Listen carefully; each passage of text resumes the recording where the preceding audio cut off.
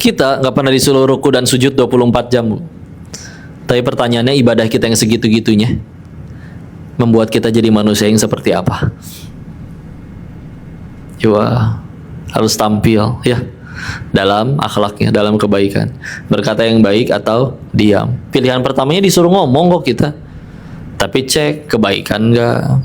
Yang harus dipertimbangkan 3. 1, niatnya. Apa nih ngomong nih niatnya nih? Pengen caper, pengen nunjukin atau pengen dipuji dan yang lain-lain. Yang kedua, isinya. Ada niatnya baik, cara nyampeinnya, ya. Bro, badan sekarang berapa kintal? Kan nggak enak, ya. Padahal bisa ada pertanyaan yang lebih lembut gitu. Kenapa harus pakai kata kintal gitu kan? Ya. Hati-hati, ya. Tadi niat, yang kedua isi, yang terakhir dampaknya.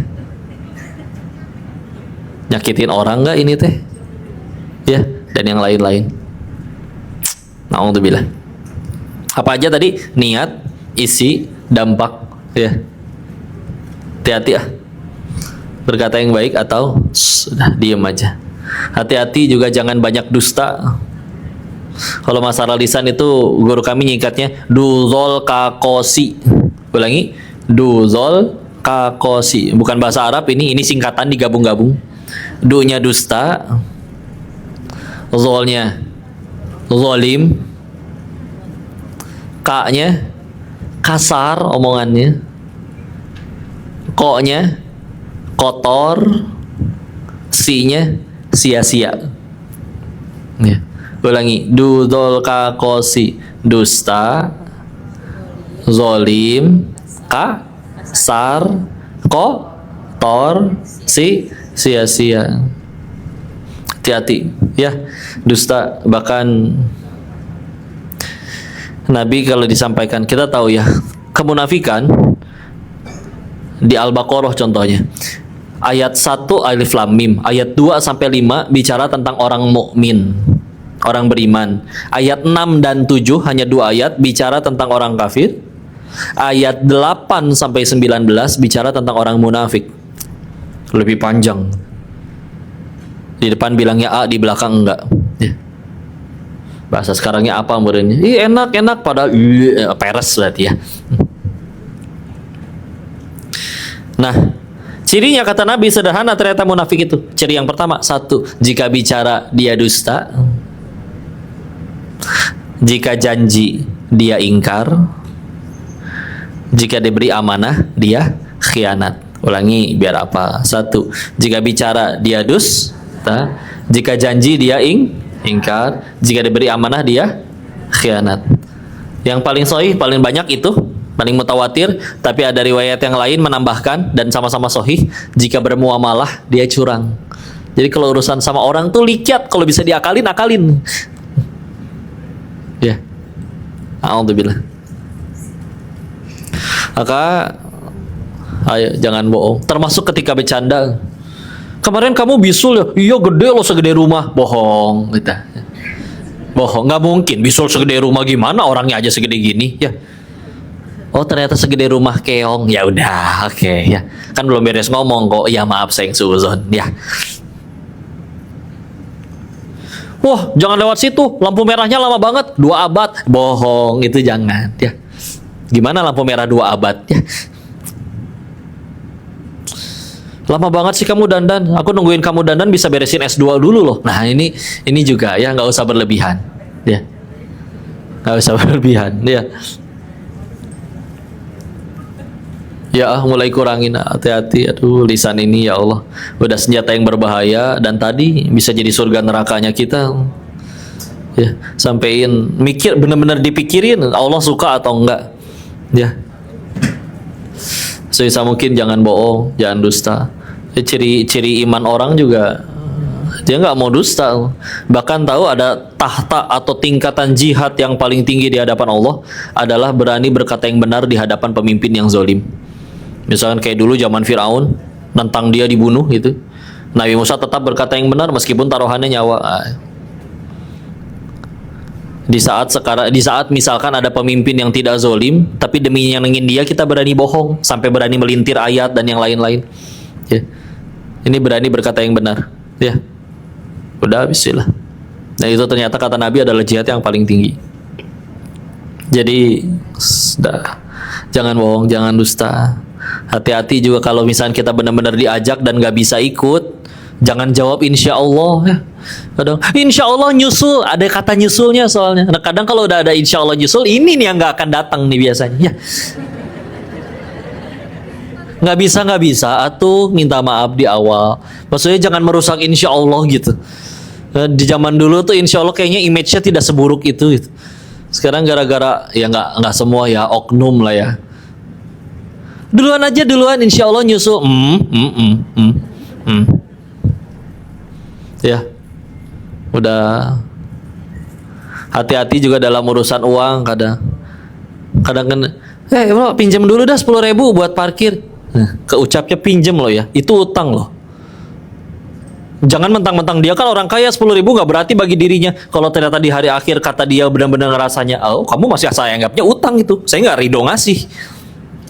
Ya, Abdurrahman bin Auf jangan ditanya sedekahnya. Tapi kalau beliau ada urusan datang ke beliau, mau apa nih? Bisnis, minjem berarti harus dicatat. Ya, minta nih saya kasih.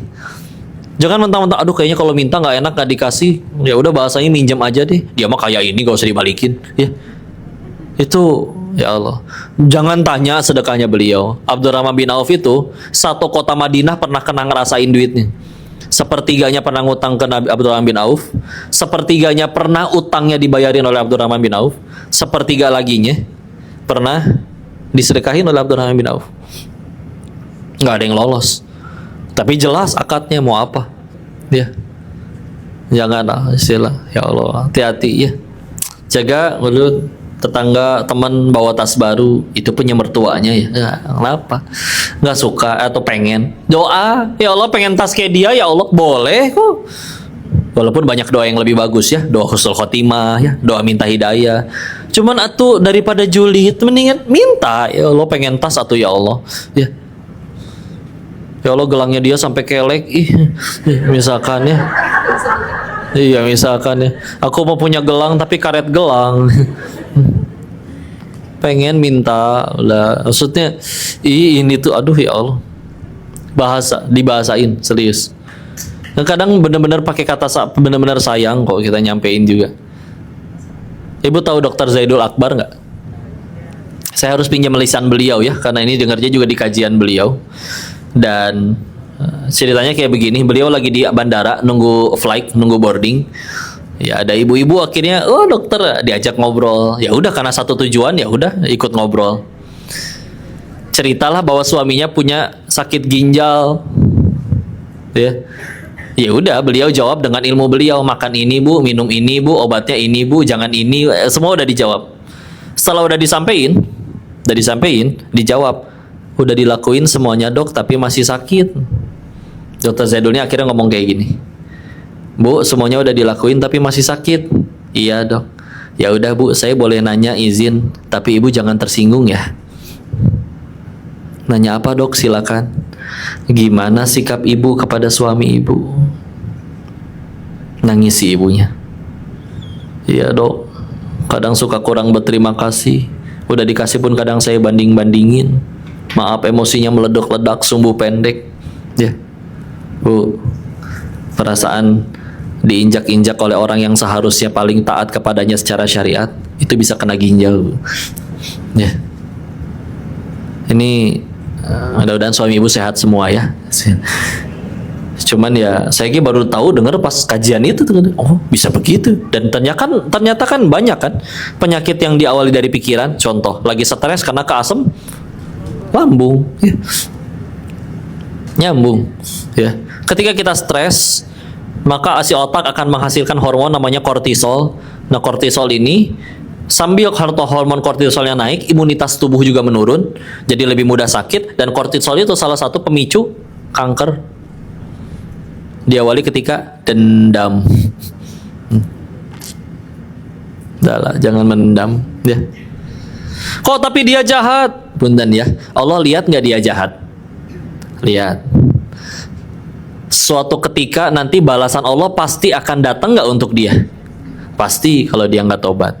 Dan kalau kita kira-kira lebih ajib mana, kita balas dendam sendiri atau nanti balasan dari Allah? Balasan dari Allah. Terus ngapain? Atau kita ngotorin tangan kalau ujungnya Allah juga turun tangan? Ya. Ini masih suka ada yang ngeles. Saya mah senang bantuin Allah kok, jadi sama saya aja. Ya udah oke lah ya. Terserah Bu, terserah. Kita mah cuma bisa nyampein ya. Ya.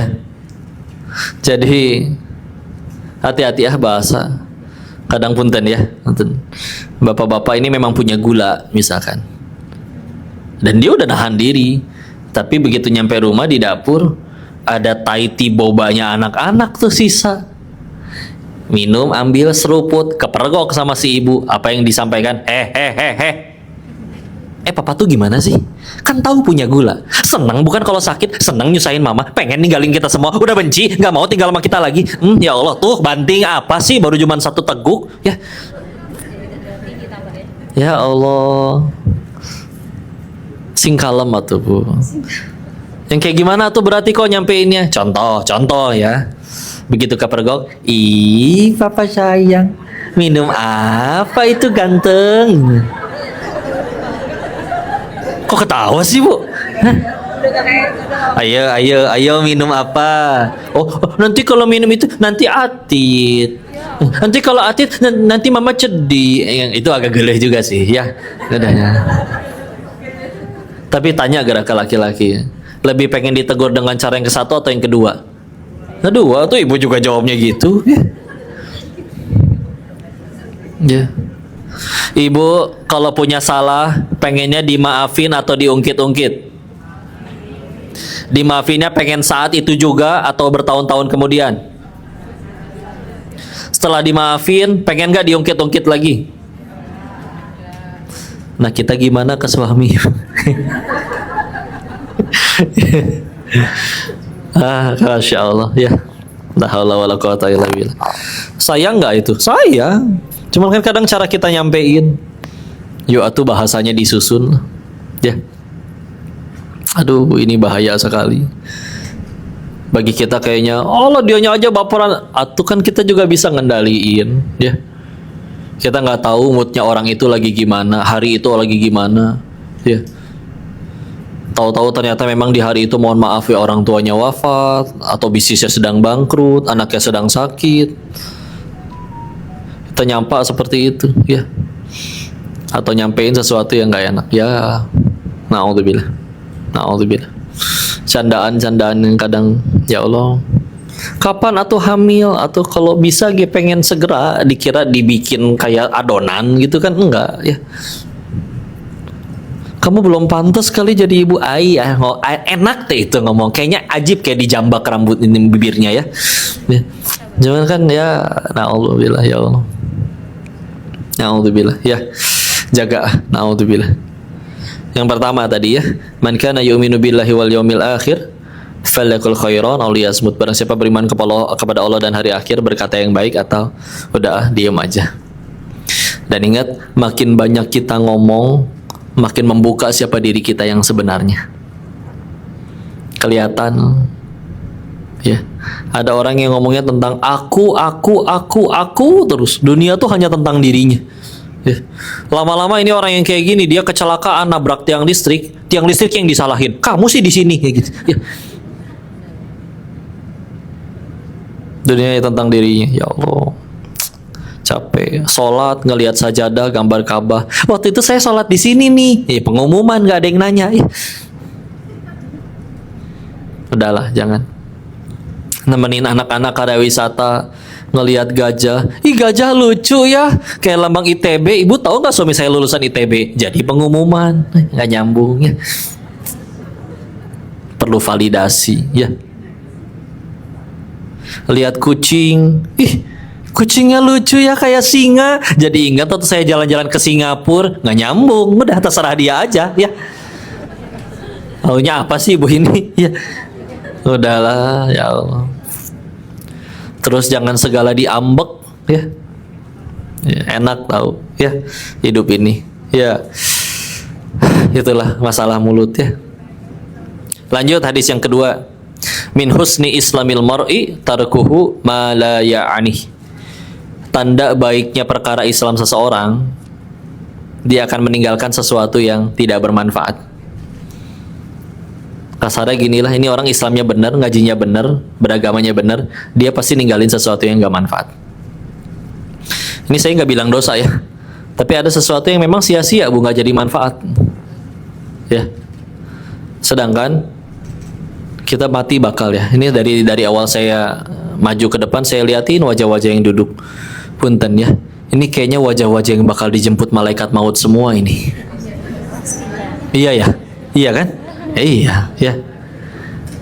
Dan aslinya setiap kali kita katanya ulang tahun kan katanya bertambah usia. Iya sih, nambah angkanya mah. Tapi kan juga sekaligus berarti kuotanya makin habis.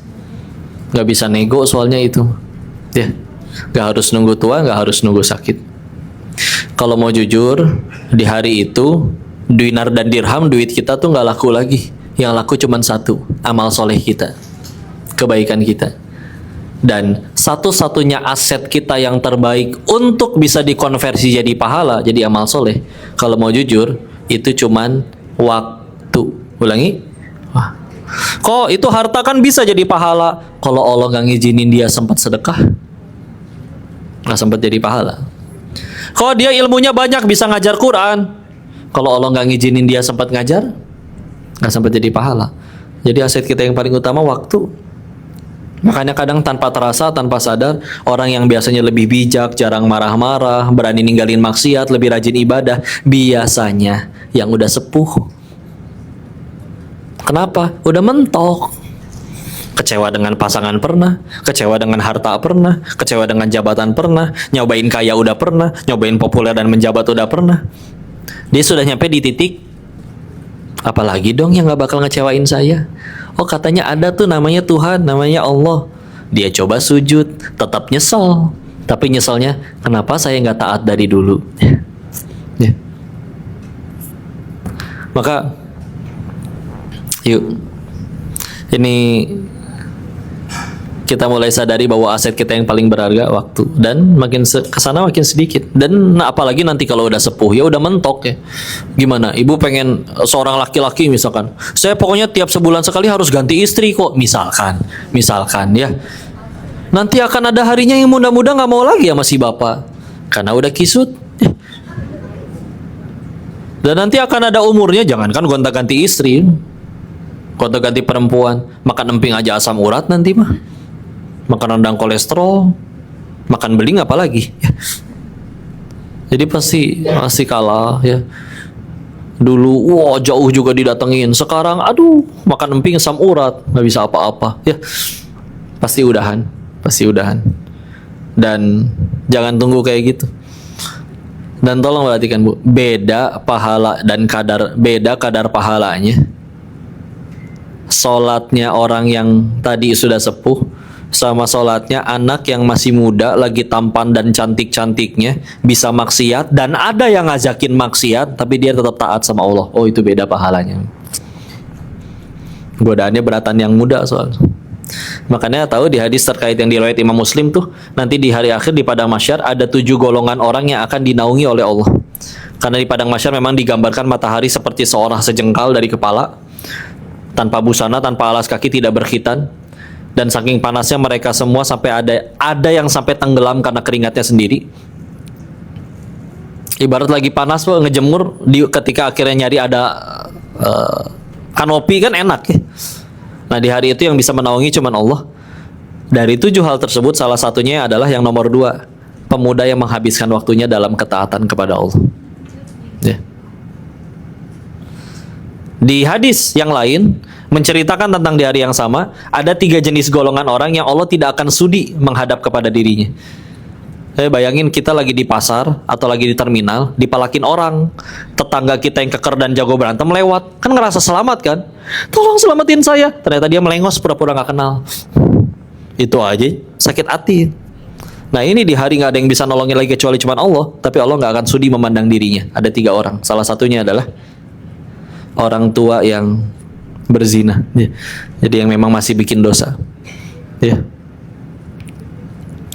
Karena ya ibarat masih muda, ya mungkin dia nggak bisa ngendaliin, istri juga belum punya.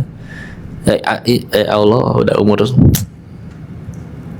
Makin muda kita taat, makin gede pahalanya. Makin tua tapi ngelakuin dosa, juga lebih gede dosanya. Karena kan makin gede kan ilmu makin tahu.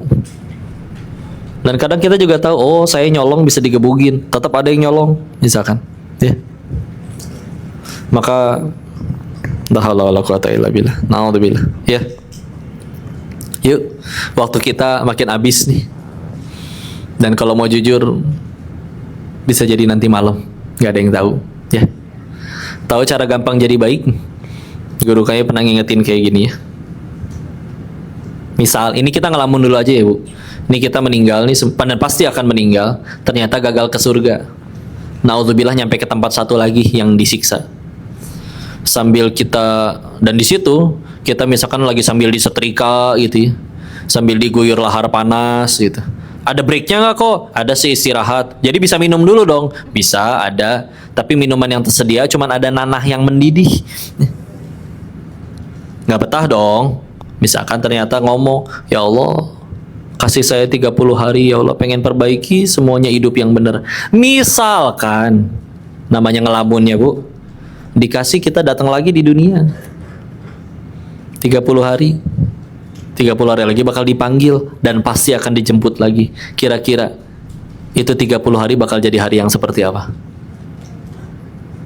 Pengen banyak berbuat baik nggak? Pengen gampang kesel kalau dijulitin orang nggak? Pengen gampang kesel ketika tetangga beli mobil lebih bagus dari kita nggak? Padahal jabatan dia di bawah kita. Pengen gampang kesel ketika kita yang capek malah teman yang naik jabatan? Atau pengen gampang kesal ketika teman-teman tahu-tahu bikin grup yang tidak ada kitanya? Kok contohnya ke sana sih? Gak peduli kan? Maka coba lihat, tuh bisa pada jadi orang baik. Kenapa kudu nunggu mati dulu baru jadi orang baik? Sekarang weh, mumpung masih hidup. Mending itu dikasihnya 30 hari lagi. Kita belum tentu 30 hari, bisa jadi nanti malam. Kenapa diantar? Makin berbuat baik kita yang untung. Nih, Allah dapat untung apa sih kita berbuat baik? Dapat komisi gitu? Enggak, Allah Maha Kaya. Terus satu dunia maksiat, ngaco semua. Allah juga rugi gitu. Enggak, dia nggak akan resign jadi Tuhan. Kitanya ya pelaku kemaksiatan yang rugi. Ya sih, kalau ada aturan dalam agama, bukan Allahnya pengen sok-sokan bosi nunjukin, lihat nih gue yang berkuasa. Enggak. Kalau sudah disuruh berarti itu baik buat kamu. Kalau sudah dilarang karena itu buruk buat kamu. Udah sesederhana itu. Ya. Jadi hati-hati ya, jangan sia-sia. Hadis selanjutnya. Nah, ini banyak diapalin sama anak kecil. La tagdob. Iya, ya. Kalau dia di yang kutubus sita kebanyakan la tagdobnya doang. Tapi di hadis riwayat Imam At-Tabrani ada tambahannya tadi. Walakal jannah. Artinya apa? Jangan marah, bagimu surga. Salah satu ciri orang ngajinya benar, Islamnya benar, gak suka marah-marah. Dia masih bisa memberi hukuman, dia masih bisa tegas. Cuman marah-marah gak jelas gak mau dia. Anak berkata kasar di rumah. Anak di rumah tiba-tiba berkata kasar. Nak kan gak boleh ngomong kasar. Oh iya, ya. Yuk, ingat aturannya nak. Kalau ngomong kasar harus sedekah. Tuh, taruh di celengan yang itu, nanti kita salurin sama-sama ya. Mama, aku lagi dihukum ya. Bukan lagi dihukum nak, kamu lagi mempertanggungjawabkan konsekuensi dari perbuatan kamu. Kan katanya mau jadi orang hebat, sukses. Semua orang sukses kan mempertanggungjawabkan perbuatannya. Yuk anak hebat, yuk silakan sedekah. Enak kan ya. Daripada ngomong kasar cepok, nah, tiba-tiba teh ya, dijambak bibirnya ya. Naudzubillah ya. Naudzubillah. Jangan marah. Bukan berarti emosinya mati. Nabi juga bisa marah, tapi ketika Allahnya yang dihina, Islamnya yang dihina. Ketika diri kitanya yang dihina, ya. Kalau mau jujur, hinaan yang keluar dari mulut orang lebih sedikit daripada kehinaan kita yang asli. Nah, paling dibuka sedikit. Contoh, si Denis banyak omong. Saya cuma dibuka satu aib, saya banyak omong. Padahal bisa jadi saya nggak cuma banyak omong. Bisa jadi saya selain banyak omong juga banyak utang, banyak cicilan, banyak ketombe, nggak tahu. Nggak kelihatan karena nggak pakai item. Ya. Tapi dibukanya cuma sedikit, dan itu pun beneran ada pada diri kita. Terus masa ngambek? Ya. Padahal lumayan sambil dihina, berarti dia transfer pahala. Dan pahala dia habis, dosa kita diangkut dia. Jadi kalau ada orang yang nyari-nyari aib kita, itu teh orang kurang kerjaan. Karena pasti ada. Jadi nggak usah dicari lagi. Ya. Jadi haters itu, orang yang nggak suka itu,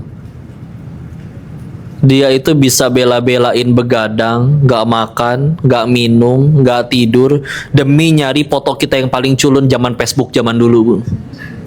Di scroll paling bawah, kuotanya nggak minta rembes modal sendiri, nggak makan, nggak minum, besoknya tipes, dia ke klinik 24 jam biaya sendiri.